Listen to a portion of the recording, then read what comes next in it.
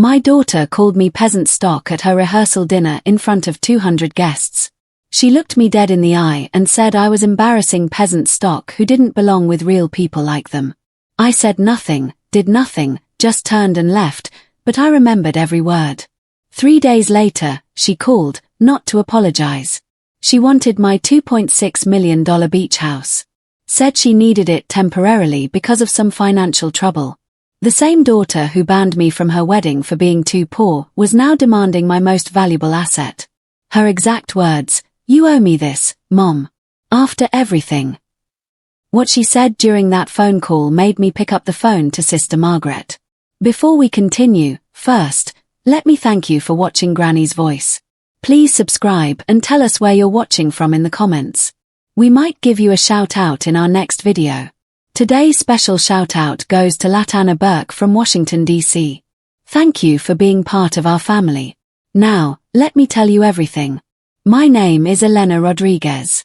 39 years ago, I was a 10-year-old girl living at St. Francis Children's Home in East Los Angeles. No parents, no family, no money, just me and 46 other forgotten kids.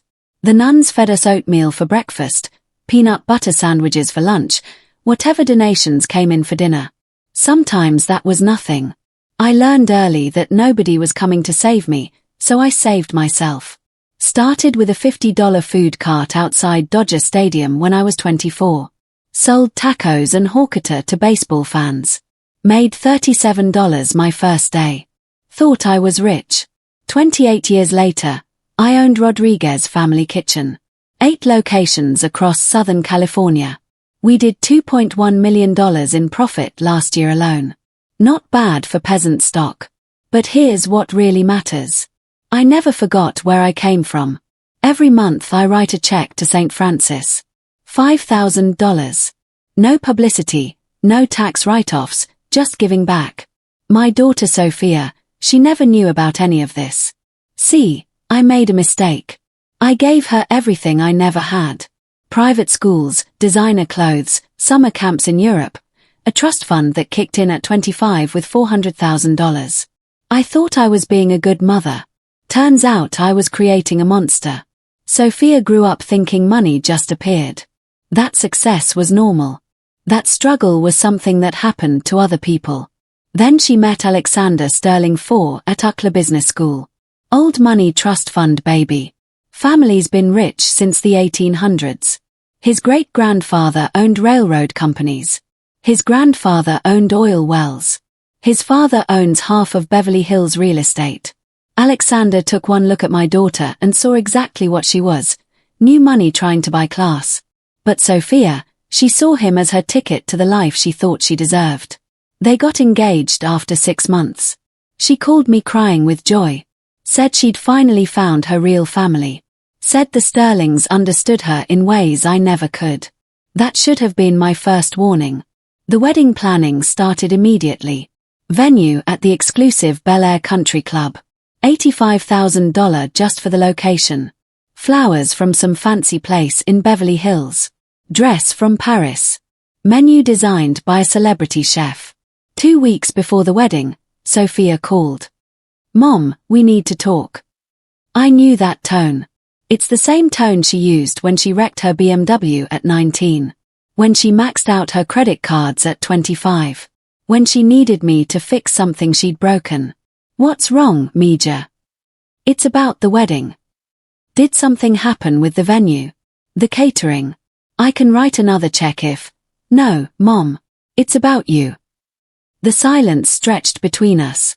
I could hear her breathing, nervous, guilty. Alexander's family has some concerns. "What kind of concerns?" "About your background. Your circumstances." Circumstances like being an orphan was a character flaw. "Sophia, what are you trying to say?" "They think it might be better if you didn't attend the ceremony." The words hit me like a physical blow. My own daughter, the girl I'd raised, fed, clothed, educated, loved. "You're uninviting me from your wedding." "It's not uninviting, Mom. It's just, the Sterlings have a certain image to maintain. Their friends, their business associates, they'll all be there. And with your history. My history of what? Working hard, building a business from nothing. Mom, please don't make this harder than it has to be. How much harder can it get, Sophia? You're choosing them over me. I'm choosing my future. What about your past? What about the woman who raised you? You gave me money, Mom.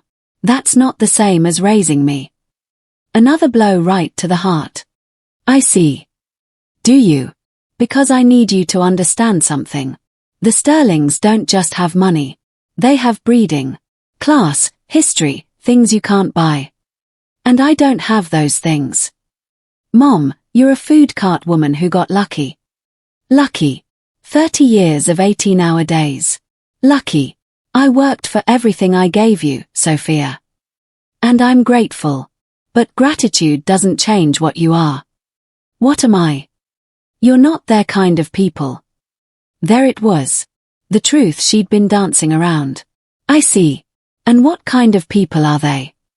Better people, Mom. Accomplished people. People who matter. I stayed quiet for a long moment, processing, planning. Okay. Okay. If that's what you want, I won't attend. Really? You're not going to fight me on this?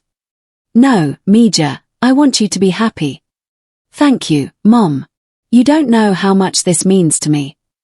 I knew exactly how much it meant to her. Everything. So I didn't go to my daughter's wedding. Instead, I spent that Saturday at St. Francis reading stories to kids who had nobody. Kids like I used to be. I thought maybe she'd call after the honeymoon. Maybe apologize. Maybe remember that I'm her mother. She didn't call. But 3 days after she got back, my phone rang. Mom, it's Sophia. We need to talk. I knew that tone. It's the same tone she used when she wrecked her BMW at 19. When she maxed out her credit cards at 25.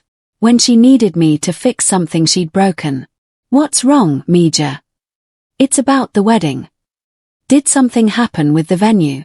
The catering? I can write another check if... No, Mom. It's about you. The silence stretched between us. I could hear her breathing, nervous, guilty. Alexander's family has some concerns. What kind of concerns? About your background. Your circumstances. Circumstances like being an orphan was a character flaw. Sophia, what are you trying to say? They think it might be better if you didn't attend the ceremony. The words hit me like a physical blow. My own daughter, the girl I'd raised, fed, clothed, educated, loved. You're uninviting me from your wedding. It's not uninviting, Mom. It's just, the Sterlings have a certain image to maintain. Their friends, their business associates, they'll all be there. And with your history. My history of what? Working hard, building a business from nothing. Mom, please don't make this harder than it has to be. How much harder can it get, Sophia? You're choosing them over me. I'm choosing my future. What about your past? What about the woman who raised you? You gave me money, Mom. That's not the same as raising me. Another blow right to the heart. I see. Do you? Because I need you to understand something. The Sterlings don't just have money. They have breeding, class, history, things you can't buy. And I don't have those things. Mom, you're a food cart woman who got lucky. Lucky. 30 years of 18-hour days. Lucky. I worked for everything I gave you, Sophia. And I'm grateful. But gratitude doesn't change what you are. What am I? You're not their kind of people. There it was. The truth she'd been dancing around. I see. And what kind of people are they? Better people, Mom. Accomplished people. People who matter. I stayed quiet for a long moment, processing, planning. Okay. Okay. If that's what you want, I won't attend. Really? You're not going to fight me on this? No, Mija, I want you to be happy. Thank you, Mom. You don't know how much this means to me. I knew exactly how much it meant to her. Everything. So I didn't go to my daughter's wedding. Instead, I spent that Saturday at St. Francis reading stories to kids who had nobody. Kids like I used to be. I thought maybe she'd call after the honeymoon. Maybe apologize. Maybe remember that I'm her mother. She didn't call. But 3 days after she got back, my phone rang. "Mom, it's Sophia. We need to talk." Her voice was different. Shaky. None of the confidence she'd had when she uninvited me from her wedding. "What can I do for you, Sophia? Can we meet in person? It's important." "I'm listening." "Not over the phone. This is sensitive." Sensitive. Another word she used when she needed something. "I'm at the restaurant. West Side location. You know where it is." 20 minutes later, she walked through the doors of Rodriguez Family Kitchen, the same restaurant she once called embarrassingly middle class when she brought Alexander by for dinner. She looked around like she'd never seen the place before. Red vinyl booths, checkered floors, pictures of regular families on the walls, real people, not her people. "Mom. Sophia." She sat across from me in booth 7, the same booth where I'd taught her to count money from the register when she was 8, where we'd eaten countless dinners together before she decided I wasn't good enough. "You look tired," I said. "I haven't been sleeping well." "Wedding blues." Something like that. She twisted her wedding ring. $20,000 Tiffany. I knew because I'd seen the receipt. Alexander had charged it to a credit card that was already maxed out. "How's married life?" "Mom, I need to tell you something about Alexander, about us." "I'm listening." "We're having some financial difficulties." Financial difficulties. Rich people never said they were broke. They had difficulties. What kind of difficulties? Alexander made some investments that didn't work out. What kind of investments? Cryptocurrency mostly, and some tech startups that folded. How much? She didn't answer right away. Started picking at her cuticles. Nervous habit from childhood. "Sophia, how much did he lose?" $320,000 in crypto. My restaurant makes more than that in 2 months. But for trust fund babies, it was probably devastating. That's unfortunate. There's more. Of course there was. He invested in a company called Virtue Signal Technologies. It was supposed to revolutionize social media advertising. Supposed to. It was a Ponzi scheme. Alexander lost $410,000. $730,000 total. Still not catastrophic for old money families. And there are credit cards. 17 different cards, all maxed out. How much? $177,000. Now we were getting somewhere. $907,000 in debt. Still manageable if you had family money. Can't Alexander's family help? She laughed. Not a happy laugh. A bitter one. That's the thing, Mom. Alexander's family doesn't have as much money as everyone thinks. What do you mean? His grandfather lost most of the oil money in the 2008 crash. His father's been mortgaging properties to maintain their lifestyle. The sterling fortune is mostly smoke and mirrors. So Alexander is broke. We're broke. Completely broke. I let that sink in. The daughter who called me peasant stock had married into fake aristocracy. What about your trust fund? Gone. Alexander convinced me to invest it all in his ventures. Said we'd double our money in 6 months. $400,000 gone. I see. Mom, we might lose everything. The apartment, the cars, everything. Alexander's talking about bankruptcy. That's rough. The worst part. His family is furious.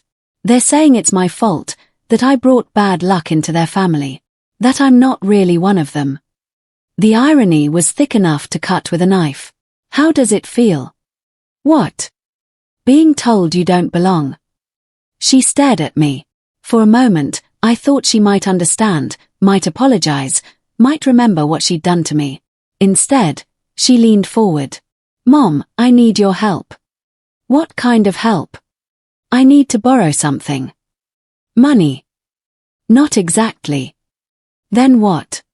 Your beach house. I blinked. My beach house in Malibu. The one I bought last year. $2.6 million. Oceanfront. 4,000 square feet. My retirement dream. What do you need my house for? We need to sell it. Sell my house. Just temporarily. To cover our debts. We'll buy it back when things turn around. You want me to give you my house so you can sell it? It's not giving, Mom. It's lending. Family helping family. Family. Now we were family again. Sophia, that house is worth $2.6 million. I know, and we'll pay you back every penny. With what money? You just told me you're broke. Alexander has some deals in the works. Big deals. We just need time. What kind of deals? Import, export, international consulting. High-level stuff you wouldn't understand. Wouldn't understand. More insults wrapped in desperation. How long would you need the house? 6 months. Maybe 8. A year at most. A year. And if these deals don't work out? They will. But if they don't? Mom, you have to trust me. Trust. From the daughter who uninvited me from her wedding because I wasn't good enough for her new family. Let me understand this correctly. You need me to hand over my most valuable asset to cover debts from investments I had no part in making. When you put it like that, it sounds like what, Sophia? Look, I know I hurt you with the wedding thing, but family is family. Blood is blood. Where was that blood when she called me peasant stock? Mom, please. We're desperate. How desperate? Alexander's family will disown him if he files for bankruptcy. His business connections will dry up. We'll have nothing. You'll have what I had at your age. Nothing. That's different. How is it different? You didn't have anything to lose. I had my dignity. Mom, please. You owe me this. There it was. The entitlement that had been building for years. I owe you. After everything. After all the sacrifices I made growing up with a working-class mother. Sacrifices. She called being my daughter a sacrifice. What sacrifices, Sophia?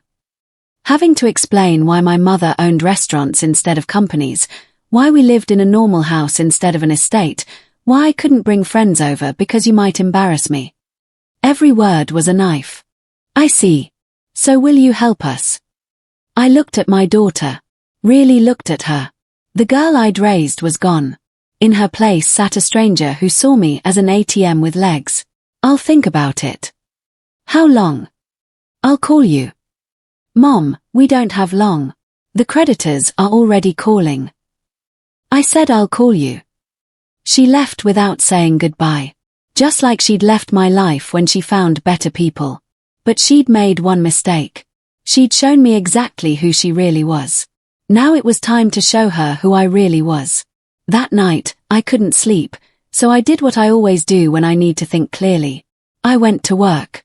My office sits above the original Rodriguez family kitchen location. Same building where I started with that $50 food cart. I keep it simple. Metal desk, 2 chairs, file cabinet, no fancy art or leather furniture, just a place to get things done. I pulled Sophia's financial records. As her mother, I still had access to her accounts until age 35. She'd forgotten about that detail. What I found made my stomach turn. While Alexander was losing their money on crypto and Ponzi schemes, they were spending like royalty. $15,000 handbags, $8,000 dinners, $30,000 weekend trips to Paris. In the 6 months before their wedding, they'd blown through $212,000 on luxury items while crying poverty. But that wasn't the worst part. I found the credit card statements from their honeymoon. 12 days in Italy. Presidential suite at the Hotel Danilai in Venice. $3,000 per night. Private yacht tours. Michelin star restaurants every meal. Total cost. $67,000. The same daughter who uninvited me from her wedding had spent more on her honeymoon than most people make in a year. I printed everything. Bank statements, credit card bills, investment records, shopping receipts, built a file thick as a phone book. Then I made a decision. I picked up my phone and dialed a number I hadn't called in 15 years. St. Francis Children's Home. This is Sister Margaret. Her voice was exactly the same. Warm, patient, kind. The voice that had comforted me through nightmares when I was 10 years old. Sister Margaret, this is Elena Rodriguez. Elena, my goodness, how are you, child? Child. I was 60 years old. But to Sister Margaret, I'd always be that scared 10-year-old who arrived with nothing but the clothes on her back. I'm well, sister. And you? Oh, same as always, trying to keep 47 children fed and happy with not enough money and too many needs. 47 children. Just like when I was there. How's the funding situation? Tight. Always tight. The state gives us just enough to keep the lights on. Everything else comes from donations, and those have been scarce lately. What would make the biggest difference right now? Well, if I'm being honest, we desperately need a new building. This old place is falling apart. The roof leaks when it rains. The heating system is from the 1960s. The children deserve better. How much would a new building cost? Oh, Elena, we could never afford something like that. We'd need at least $2 million, maybe more. It's just a dream. $2 million. Less than my beach house was worth. Sister Margaret, what if someone wanted to make a substantial donation? What would be the process? Well, we're a registered 501c3 charity. All donations are tax deductible. But Elena, we're not talking about your usual monthly check, are we? No, sister. We're not. How substantial are we talking? Substantial enough to buy land and build that new facility with a playground and a library and individual bedrooms for every child. The line went quiet for a long moment. Elena, are you serious? Dead serious. That would change everything. These children could have real homes, real futures. Real futures. Just like Sister Margaret had given me.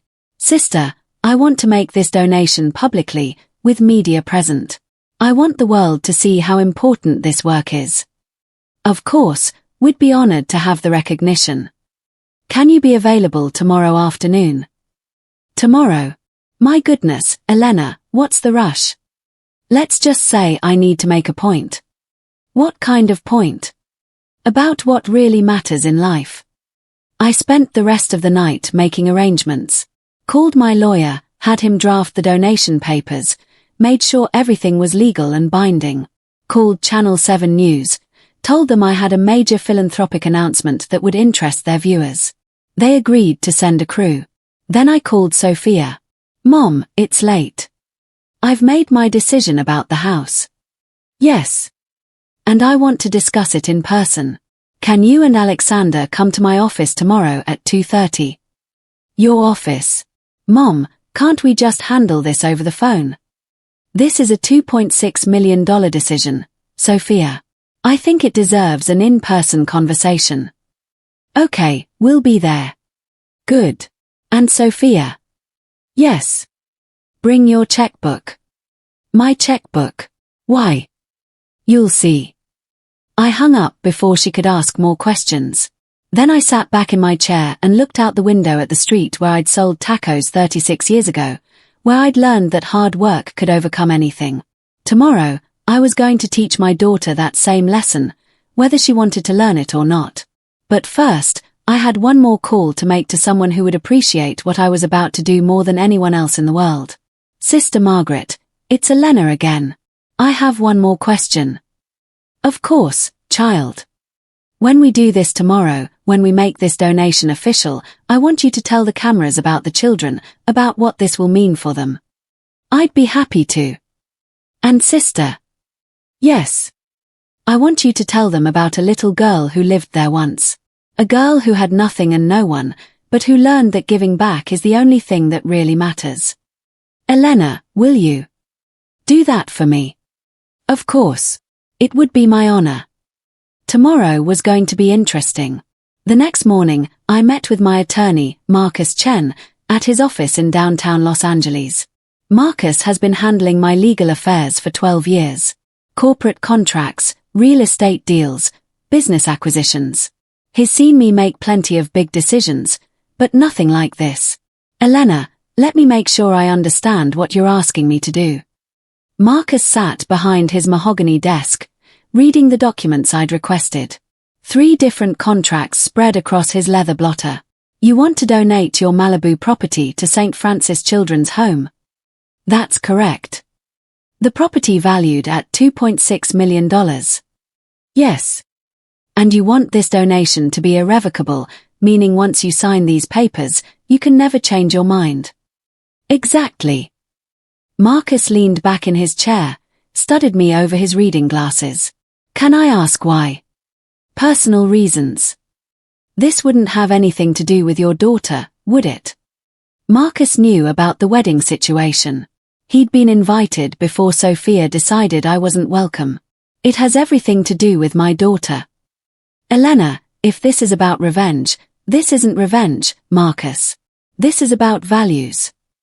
What kind of values are worth $2.6 million? The kind you can't put a price on. He sighed and picked up his pen. Okay, let's go through this step by step.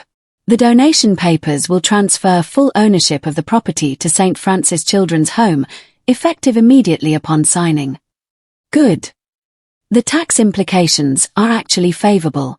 As a charitable donation, you'll receive a full deduction against your income. I don't care about the tax benefits. You should. This will save you roughly $800,000 in federal and state taxes over the next 3 years. $800,000. Almost exactly what Sophia and Alexander owed in debts. What about the media component? I've contacted Channel 7. They'll have a crew at your office at 2 o'clock. That gives us 30 minutes to handle the legal formalities before your guests arrive. And everything will be recorded. Every signature, every word. The donation will be legally binding the moment you sign, regardless of who's watching. Perfect. Marcus pulled out another document. This is the press release we'll distribute after the signing. It announces the donation and explains the impact on the children's home. I read through it quickly. Standard language about charitable giving and community support. Add something. What? Add that this donation was inspired by my own experience as a child at St. Francis from 1975 to 1983. Marcus made a note. Anything else? Yes. Include a quote from Sister Margaret about how many children this will help. Already done. She mentioned 47 current residents plus room for expansion. Good. Marcus stacked the papers neatly. Elena, I have to ask one more time. Are you absolutely certain about this? Once these papers are signed, there's no going back. Marcus, let me tell you something. I've made a lot of decisions in my life, some good, some bad, but this is the rightest thing I've ever done. Even knowing your daughter will be devastated. Especially knowing that. Why? Because maybe losing something she never earned will teach her the value of what she threw away. Marcus nodded slowly. In that case, I'll see you at 1:30. We'll have everything ready to go. I stood to leave, then turned back. Marcus. Yes.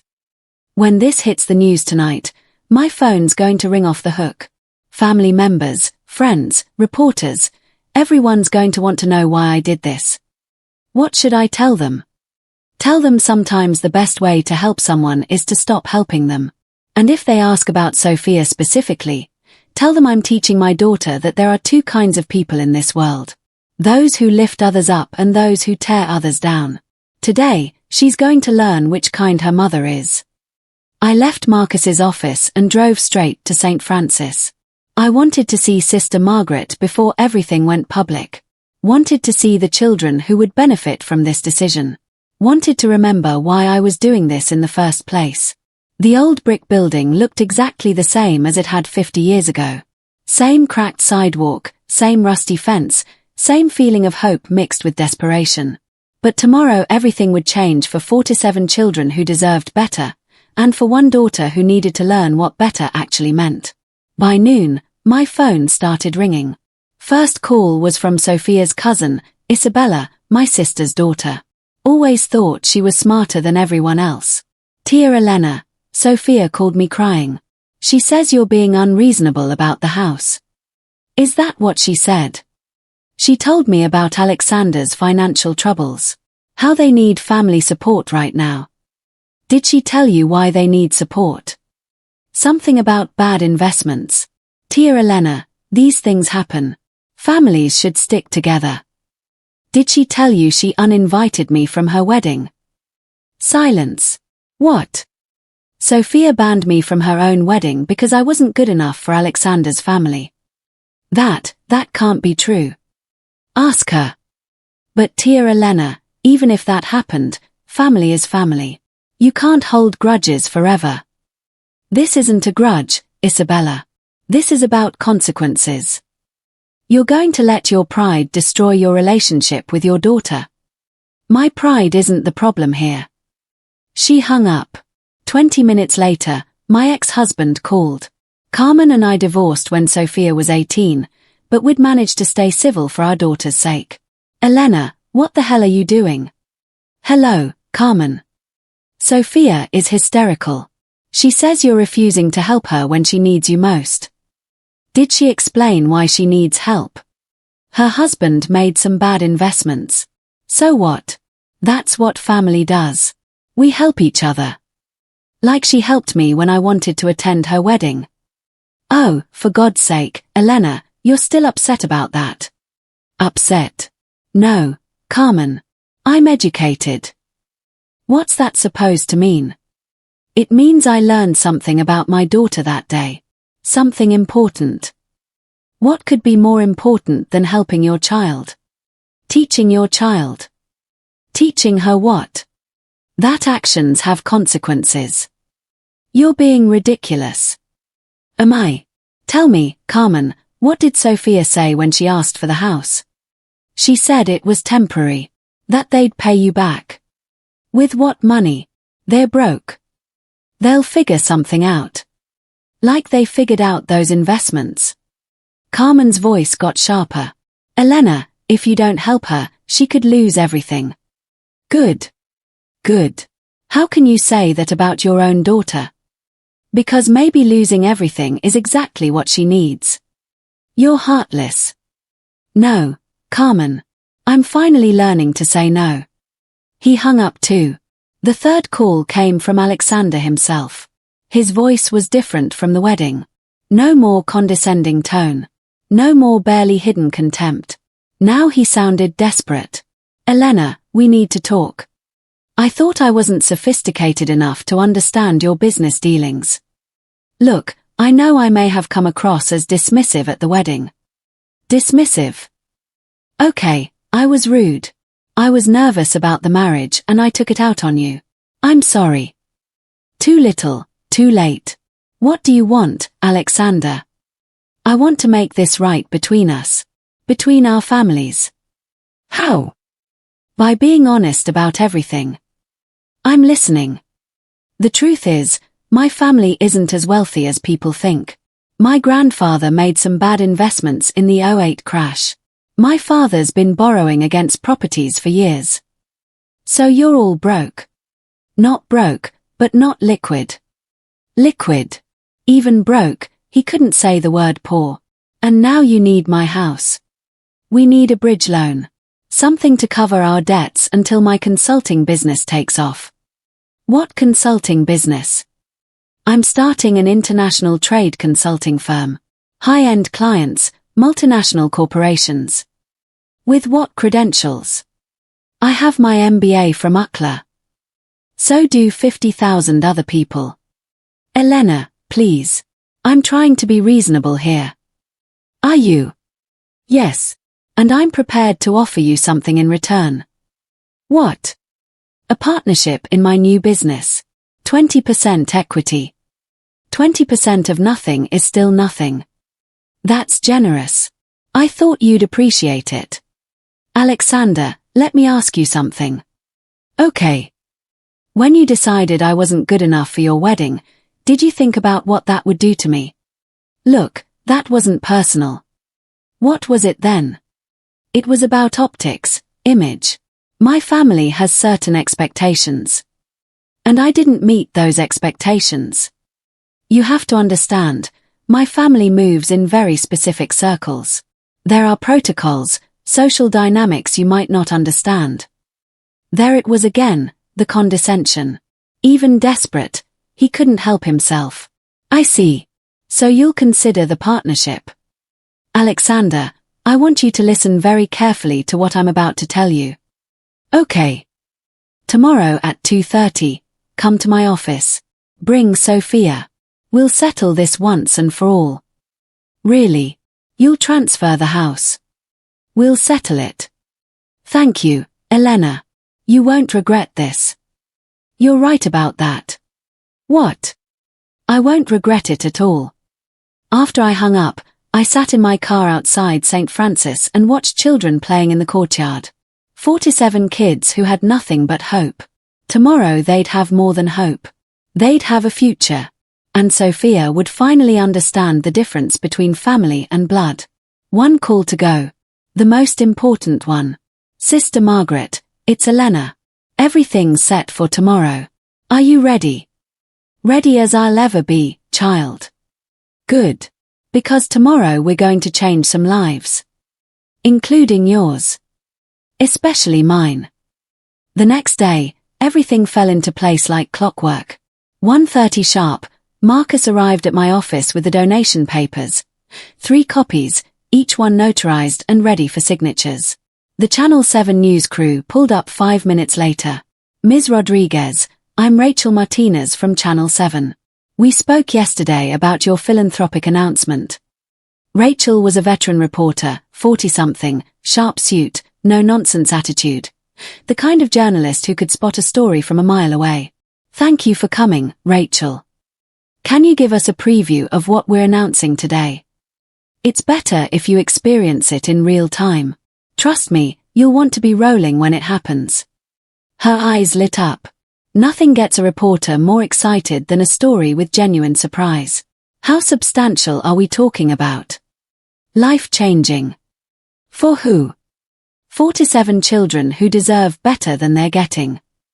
At 2 o'clock, Sister Margaret arrived. She looked nervous but excited, wearing her best habit and carrying a folder full of photos from St. Francis. Elena, I still can't believe this is really happening. It's happening, sister. Are you ready to tell the world about those children? More ready than I've ever been. At 2:15, my phone buzzed. Text from Sophia, running a few minutes late. Alexander had to stop at the bank. Perfect. Let them think this was about money changing hands. At 2:25, Sophia and Alexander walked through my office door. Sophia looked hopeful but anxious. Alexander looked like he'd rather be anywhere else. That's when they noticed the camera crew. Mom, what's going on? Why are there cameras here? Sit down, Sophia. Both of you. They took the chairs across from my desk. The same chairs where I'd fired employees for stealing. Where I'd negotiated million-dollar deals. Where I'd made the hardest decisions of my business life. Alexander, Sophia, I want you to meet some people. I gestured toward Sister Margaret. This is Sister Margaret. She runs St. Francis Children's Home in East Los Angeles. Sophia looked confused. Alexander looked annoyed. And this is Rachel Martinez from Channel 7 News. Now Alexander looked alarmed. Elena, what exactly is going on here? We're here to make an announcement, Alexander. About my Malibu property. Sophia perked up. You're transferring it to us. In a manner of speaking. Rachel positioned herself with the camera. Ms. Rodriguez, whenever you're ready. I stood behind my desk. The same desk where I'd built my business from nothing. Where I'd planned every expansion, every success, every dream. Sophia, Alexander, 3 days ago, you asked me for help. You asked me to give you my beach house to cover debts from investments I had nothing to do with. Mom, we discussed this. It's temporary. You also told me I owed you this help after everything. Well, yes. You were right about one thing. I do owe someone something after everything. Alexander shifted in his chair. What do you mean? I owe it to the children who are growing up the way I did. With nothing, with no one, with no hope except what kind strangers are willing to give them. Sister Margaret smiled. She was beginning to understand. Sophia wasn't. Mom, what are you talking about? I'm talking about real family, Sophia. Not the kind of family that uninvites you from weddings because you're embarrassing, but the kind of family that lifts each other up. I don't understand. You will. I picked up the donation papers Marcus had prepared. 3 copies, each one identical, each one binding. Rachel, are you recording? Rolling now, Ms. Rodriguez. Perfect. I looked directly into the camera. My name is Elena Rodriguez. 39 years ago, I was a homeless 10-year-old living at St. Francis Children's Home. Today, I'm the owner of 8 successful restaurants and a $2.6 million beach house in Malibu. Sophia's face went white. Today, I'm donating that house to Sister Margaret and the children of St. Francis so they can build a new facility so 47 children can have real bedrooms instead of dormitories, so they can have hope instead of just survival. Alexander shot to his feet. What the hell are you doing? Sophia stared at me in shock. Mom, you can't be serious. I picked up my pen. I've never been more serious about anything in my life. And I signed the first paper, the one that would change everything for everyone. Stop. Sophia lunged forward, reaching for the papers. But it was too late. My signature was already dry on the first copy. Mom, what have you done? I've done what I should have done years ago. Alexander grabbed Sophia's arm, pulling her back. His face was red with rage. You senile old woman. Do you have any idea what you just did? I donated my house to charity on live television in front of witnesses. That was our house. Your house. I looked directly into the camera. Rachel, did you catch that? Alexander just called my house their house. Rachel nodded, still recording. This was better than she'd hoped for. Alexander, when exactly did my house become your house? We had an understanding. We had a conversation. There's a difference. Sophia was hyperventilating. Mom, please. You can undo this. Call your lawyer. Stop the transfer. Marcus. I looked at my attorney, who was standing quietly in the corner. Can this be undone? Not a chance. The moment you signed that document, ownership transferred to St. Francis Children's Home. It's irrevocable. Irrevocable. I repeated. Do you know what that means, Sophia? It means you've lost your mind. It means I can't change my mind. Even if I wanted to, which I don't. Sister Margaret stepped forward. Perhaps I should explain what this donation means for the children. Nobody cares about your damn children, Alexander shouted. The room went dead quiet. Rachel's camera was still rolling. Sister Margaret looked shocked. Even Sophia stared at her husband in horror. What did you just say? I asked quietly. Alexander realized his mistake immediately, but it was too late. I didn't mean, you said nobody cares about orphan children on camera in front of a nun. I was upset. I misspoke. No, Alexander. You spoke honestly for the first time since I've known you. I signed the second copy of the donation papers. Mom, stop. Sophia was crying now. You're destroying our lives. Am I? Or am I finally teaching you what lives are actually worth? What's that supposed to mean? Sister Margaret, would you please tell the camera about the children who will benefit from this donation? Sister Margaret composed herself and looked directly into the lens. St. Francis currently houses 47 children, ages 6 to 17. Most have been abandoned by their families. All of them have experienced trauma, neglect, or abuse. And what will this donation allow you to do? We'll be able to build a new facility, individual bedrooms for each child, a proper library, a playground, a computer lab. Most importantly, we'll be able to expand our capacity to help even more children. How many more? With a new building, we could help up to 75 children at any given time. I turned back to Sophia and Alexander. 75 children who will have hope because of this decision. We don't care about other people's children, Sophia screamed. We care about us. Another honest moment. Another moment caught on camera. Sophia, do you remember when you were 8 years old and you asked me why some kids didn't have mommies? What does that have to do with anything? I told you that sometimes mommies get lost. But I promised you that your mommy would never get lost. That I would always be there for you. You were there until you decided to throw your money away. I was there when you graduated high school. I was there when you graduated college. I was there when you needed money for your apartment, your car, your credit cards. But you weren't there when I needed you. When did you ever need me? At your wedding, Sophia. I needed my daughter to want me there. She went quiet. Instead, you told me I was embarrassing peasant stock. You told me I wasn't good enough for your new family. That was different. How was it different? Alexander tried to interrupt. Sophia, don't. Alexander's family has standards. What kind of standards? Standards about breeding, about class, about the kind of people who matter. I signed the third and final copy. There it is, I said quietly. The truth. What truth? You're ashamed of me. You're ashamed of where you came from. You're ashamed of the woman who raised you. I never said that. You didn't have to. Your actions said it for you. Rachel stepped forward with her microphone. Ms. Rodriguez, why was it important to you to make this donation publicly? Because I wanted my daughter to see what real values look like. And what are those values? That you lift people up. You don't tear them down. That you help those who can't help themselves.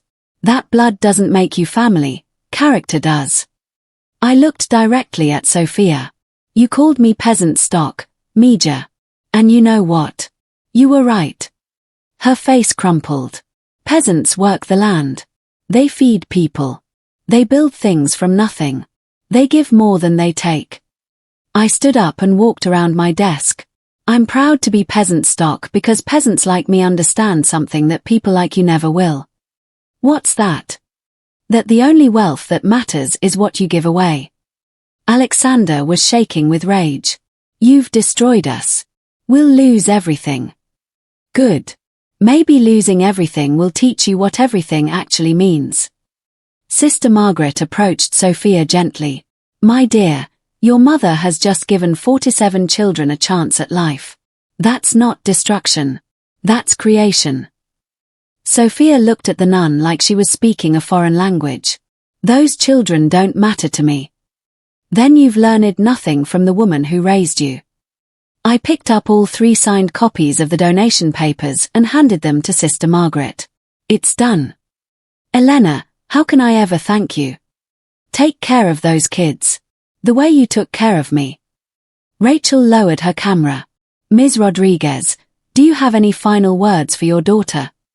I looked at Sophia one last time. I love you. I always will, but I won't enable you anymore. Mom, please. Sophia, you have 2 choices. You can learn from this or you can keep blaming everyone else for your problems. What am I supposed to do now? What I did when I had nothing. Figure it out. Alexander grabbed Sophia's arm. Come on, we're leaving. As they reached the door, Sophia turned back. I'll never forgive you for this. I know, but maybe someday you'll thank me. The door slammed behind them. Sister Margaret squeezed my hand. You did the right thing, Elena. I hope so. Rachel packed up her camera equipment. Ms. Rodriguez, this story is going to be everywhere by tonight. Good. Maybe it'll inspire other people to help children who need it. As everyone left, I sat alone in my office. For the first time in years, I felt truly at peace. Outside my window, the sun was setting over the city where I'd built my life from nothing. Tomorrow, 47 children would wake up knowing their lives were about to change, and my daughter would wake up knowing hers already had. The story broke on Channel 7's 6 o'clock news that same evening. I was having dinner at my West Side restaurant when every TV in the place switched to Rachel Martinez's report. A local businesswoman made headlines today when she donated her $2.6 million Malibu beach house to charity live on camera in front of her own daughter, who had asked to borrow the property to cover massive debts. The footage rolled. Alexander screaming about our house. Sophia crying that I was destroying their lives. Alexander's comment about not caring about damn children. The restaurant went completely silent. Every customer, every employee watching the screens. Then something unexpected happened. Applause. It started with one customer, an elderly man sitting alone at table 15. He started clapping. Then the couple next to him joined in. Then the entire restaurant erupted. "That's our boss," shouted Rosa, my head waitress. "That's Ms. Rodriguez." My phone started buzzing immediately. Text after text after text. "Saw you on the news. You're a hero." Carmen, my business partner, made me cry. "Those lucky kids." Patricia, my accountant, about time someone stood up to entitled brats. Unknown number. But not all the messages were supportive. "How could you do that to your own daughter?" Carmen, my ex-husband, family first. Elena. Always. Isabella, my niece, "You'll regret this." Alexander. I deleted that one without reading it twice. By 7 o'clock, the story had gone viral on social media. Rachel forwarded me screenshots from Twitter and Facebook. Mother donates $2.6 million house to orphans instead of entitled daughter. This is what accountability looks like. Did you see the daughter's reaction? "Those children don't matter to me." Disgusting. The son-in-law saying nobody cares about your damn children to a nun on camera. Career suicide. That last comment made me smile. Alexander's consulting business would be dead before it started. At 8:30, Sister Margaret called. "Elena, you need to see this." "What's happening?" "The phones at St. Francis haven't stopped ringing. We've received over $40,000 in donations just since the story aired. $40,000 in 2 hours. That's wonderful, sister. There's more. A construction company in Pasadena called.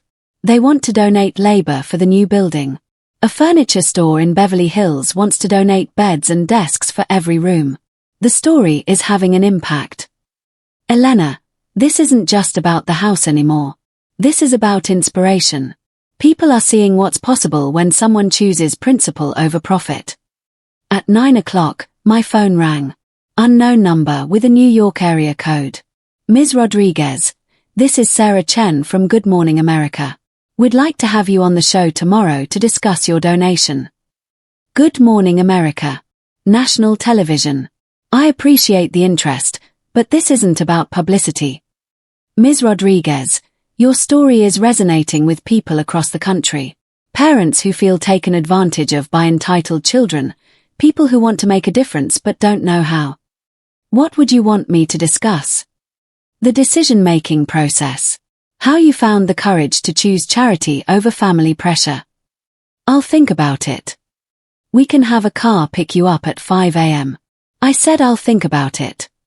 At 9:45, Sophia called. Her voice was different, smaller, defeated. "Mom." "Sophia. I saw the news coverage and people are saying terrible things about me online." "What kind of things?" "That I'm spoiled, entitled, that I don't deserve to be your daughter." "Do you disagree with them?" Long pause. I don't know anymore." "Sophia, for the first time in this conversation, you're being honest." "Mom, I'm scared." "Of what?" "Of losing everything. My friends, my social circle, my reputation. Alexander's family is already talking about annulment. Because of the bankruptcy. Because of the video. Alexander's comment about the children. My reaction. They're saying we embarrassed the family name. The irony was perfect. The same family that rejected me for being embarrassing was now rejecting Sophia for the same reason. What are you going to do? I don't know. Alexander's talking about moving to his uncle's place in Florida. Starting over. And you? I don't want to run away, Mom. But I don't know how to face this. Sophia, do you remember what I taught you about falling off your bike when you were 9? You said the only way to stop being afraid was to get back on. That's right. But this is different. This isn't just falling. This is crashing. Sometimes crashing is the only way to learn how to ride properly. Mom, can I ask you something? Of course. Do you really think I'm a terrible person? I thought about my answer carefully. I think you're a person who lost her way. There's a difference. Can I find my way back? That depends. On what? On whether you want to be the kind of person who lifts others up or the kind who tears them down. I want to be better, Mom. I just don't know how. Start with one small thing. Help one person who can't help themselves. Like what? Figure it out, Sophia. That's how you learn. After I hung up, I sat in my office until midnight reading messages from strangers who'd seen the story.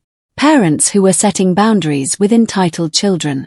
People who were inspired to volunteer at local charities. Families who were having conversations about values and sacrifice. One message stood out from the rest.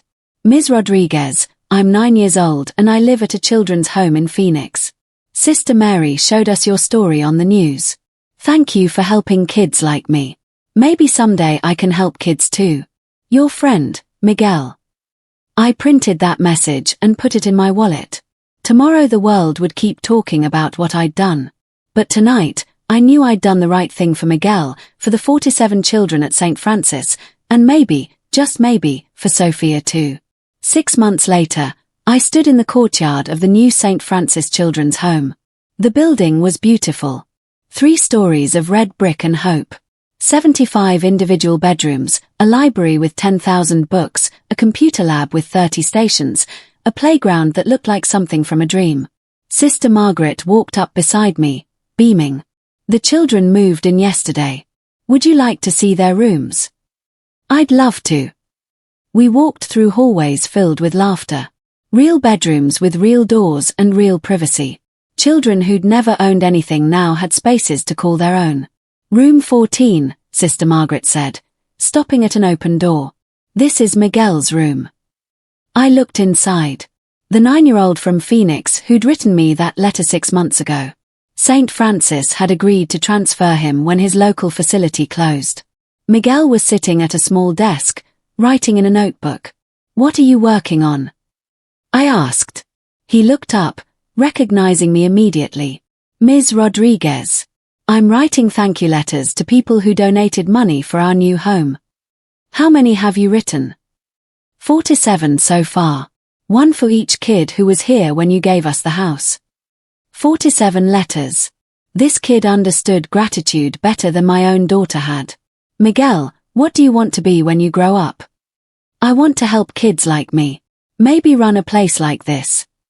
I think you'd be good at that. As we walked back toward the lobby, Sister Margaret handed me an envelope. This came for you yesterday. I recognized the handwriting immediately. Sophia. Inside was a check for $5,000 made out to St. Francis Children's Home and a note. Mom, I've been volunteering at a food kitchen in downtown LA for the past 4 months. Alexander and I divorced 3 months ago. I'm living in a studio apartment and working as a server at a restaurant in Santa Monica. It's hard, but I'm learning what real work feels like. This donation is from my own savings. Not much, but it's mine. I hope someday you'll be proud of me again. Love, Sophia. I folded the letter carefully and put it in my wallet next to Miguel's message. Will you see her? Sister Margaret asked. When she's ready. Really ready. How will you know? When she stops asking for things and starts giving them. That evening, I appeared on a PBS documentary about charitable giving. The producer asked me the same question everyone asked.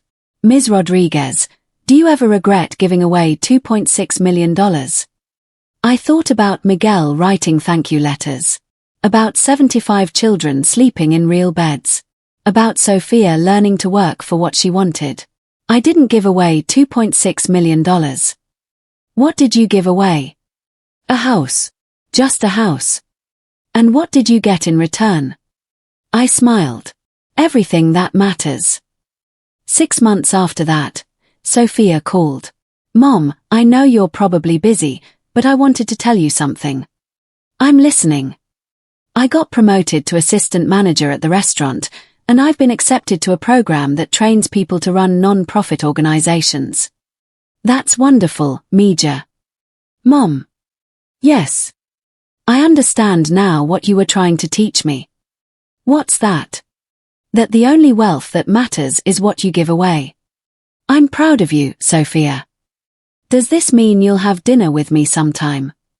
I'd like that very much. There's a little place near my apartment.